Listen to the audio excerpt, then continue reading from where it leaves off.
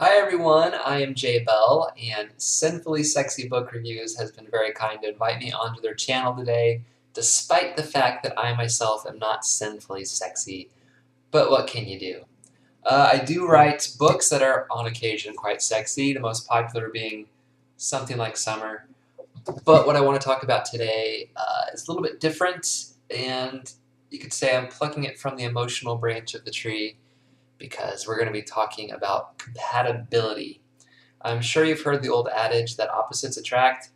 I've often wondered if that's true because on paper it doesn't sound very logical. Uh, Say for instance you've got two guys that are both really hot because that makes it more fun. And one, like both of them actually, like fishing on the weekends. Both of them like working long hours during the weekdays. They're really into their careers. Um, and in their free time, they like to blow all their money on Barbie dolls because why not? You'd think if those two guys met that they'd really hit it off and it'd be like a perfect couple because they have everything in common. But then again, maybe that's kind of like an emotional version of masturbation because how much fun can it be dating yourself? Maybe it'd be fun at first, but I bet it would get old really quick. So yeah, does it really make sense then that opposites attract? Maybe that's true. Personally, as a gay man, I like a little bit of variety. That sounds weird. What I mean is, my partner is going to have a similar body to me, at least much more similar than if I was with a woman. So it's nice if the other guy is taller or shorter or like stronger or weaker. Anything that kind of mixes up the dynamic makes it more interesting. But that's not a requirement because to me, personality is a lot more important. And I think that's where you'll find true opposites because personalities can really, really clash. The characters in my most recent book, Something Like Lightning, are one such couple where they really couldn't be much more different. William is one of the main characters, and he's very kind and patient and nice. So when he gets into a conflict, his first instinct is to try to make peace and get everyone to be friends. Kelly, on the other hand, because of who he is, has often growing up needed to defend himself, so his first instinct is to snarl. He's more of a fighter. Uh, and that does cause a lot of tension between them.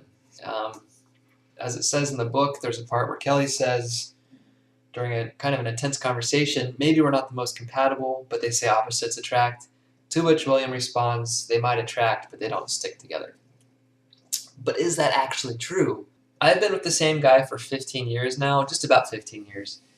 And we're pretty different. We're different enough that when Andreas, that's my husband's name, when he read this book, he actually thought that Kelly and William might be based on us. Uh, I'm more of a Kelly type, and he's more the nice type. But we don't really have the same kind of tension in our relationship that Kelly and William do in this book. I feel like me and Andreas get along really, really well. So why is it that Kelly and William would struggle and Andreas and I would do just fine? Rather than root around in my personal life too much, let's look at a different couple, and that would be David and Connor and Kamikaze Boys. Um, Andreas does the art for my books. It's one reason I like to show them off because I really like his art. So please forgive all the product placement. But anyway, Kamikaze Boys is about David and Connor, and they are also very different than each other because David is a little bit more reserved and shy, and he gets picked on a lot. Connor is a little bit more outgoing, but he's a little bit of an outcast also because of the stories people tell about him. So neither one of them have a really good social situation. So they have that in common, but their personality types are pretty different. But in this book, there's never really that kind of conflict between them. The story's not about them fighting each other, it's more about them teaming up to take on the world. Uh, because their differences really complement each other. Connor, when he meets David, feels like he can stand up for David in a way that he doesn't do for himself. He doesn't feel like it's justified. And likewise, David offers Connor a place where he can be soft, where he can be vulnerable. He doesn't have to have the tough guy act going on. He can take his mask off, set it aside, and feel safe. So despite one of them being pretty soft and that one being, a little bit rougher, their differences really complement each other. And I think that might be the key. I think in any relationship, it helps to have at least some kind of common platform, some worldview, maybe. It doesn't have to be that. I think it could vary a lot. You have to have a little bit in common. And then those differences you have should complement each other in the way that they could be beneficial to the other person. So like someone who's really messy could meet someone who's really organized, and the organized person could kind of like help them get, their life straightened up a little bit. Likewise, someone who is a slacker, they might meet someone who is a workaholic, and they might help them, kind of chill out more and just take a breather now and then. And the workaholic might help the slacker to, give a little bit more effort.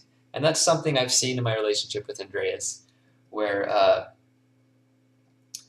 lot of my negative traits have been balanced out by his positive traits, because he's just kind of a wonderful guy.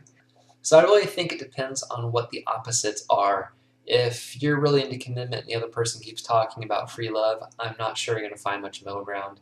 But if you're really into cats and they're really into dogs, with a little bit of work, you'll probably find a big pile of fur cuddled up on the bed together eventually. I hope that made sense to you guys. I'd love to hear what your opinions are, so feel free to chime in the comments. If you like obsessing over relationships and trying to figure out all the ins and outs, you will probably like my books, because that's what I do a lot. If not, I hope you get out there and love someone, or keep loving the person you have, because it's a very weird and wonderful and just completely confusing experience, and it's totally worth it. Thanks for having me. Bye. Shot, pop, pop, pop, pop, shot, shot, pop, pop, shot.